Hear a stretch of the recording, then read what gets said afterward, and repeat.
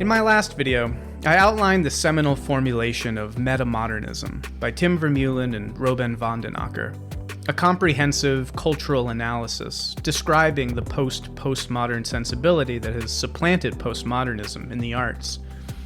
Since its introduction into the cultural debate, however, the metamodern paradigm has been considerably enlarged and developed by subsequent thinkers, far beyond cultural aesthetic analysis proper. So, before turning to my own summary of postmodernism, let's finish our examination of metamodernism by considering these more expansive applications of the term that have gained considerable traction over the past few years. By far the most important contribution to the expansion of metamodernism has come from philosopher Hansi Freinacht through his multi-volume Metamodern Guide to Politics series, which uses the metamodernism of Vermeulen and van den Akker as the, quote, philosophical engine for its presentation of cultural history and the political program that stems from it. Ostensibly a cheeky, hard-hitting philosopher writing in the rugged Alpine mountains, Hansi is actually a pen name and the fictional persona for a pair of authors, Daniel Gortz and Emil Fries, who use this loosely held ironic pretense in order to speak earnestly and in grand fashion, thereby exemplifying the sort of ironic sincerity that Vermeulen and van den Akker recognized as a hallmark of metamodern works. Such ironic sincerity is deployed precisely in the service of articulating a grand narrative of human history and an equally bold political vision.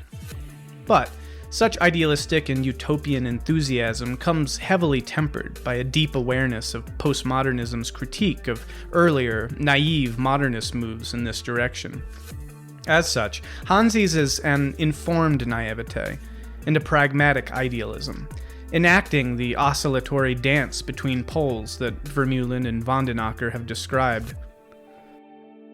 But if Vermeulen and van den Akker's metamodernism describes the sensibility that would re-engage with meta-narratives, Hansi's metamodernism enacts it. As such, Hansi's metamodernism is not merely descriptive of cultural production, but prescriptive of political action. It takes the explanatory model of Vermeulen and van den Akker and transforms it into a vision for societal development. To this end, Hansi's meta-narrative is deeply influenced by the earlier work of American philosopher Ken Wilber.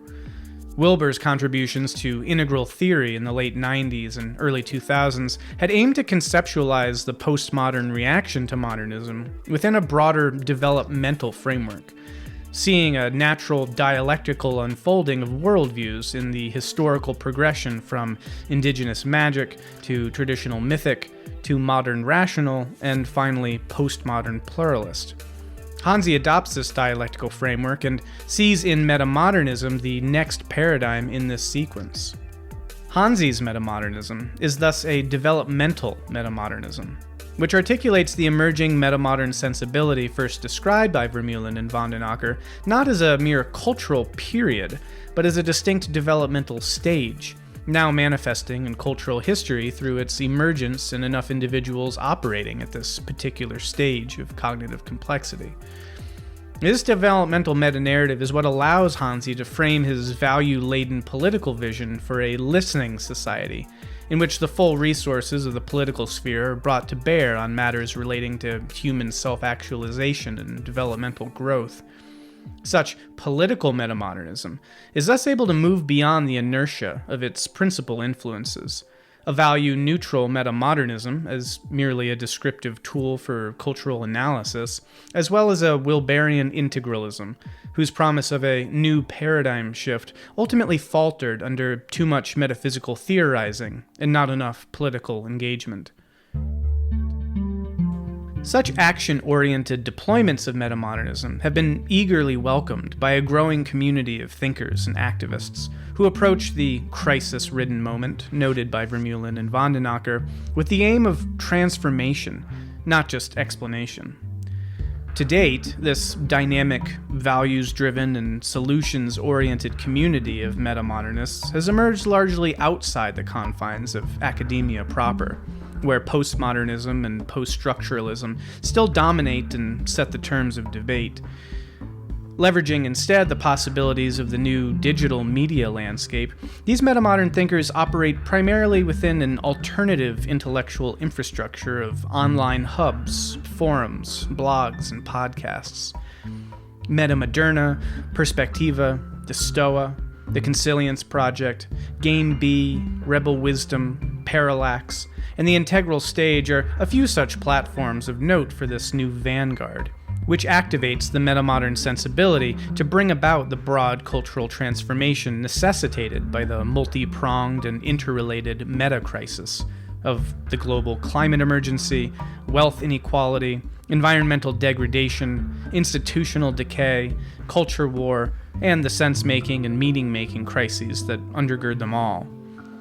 Now, these crises, initiated by modernism and either ineffectively attended to or outright exacerbated by postmodernism, constitute the unavoidable impetus behind all such metamodernists' admittedly fraught yet necessarily idealistic efforts.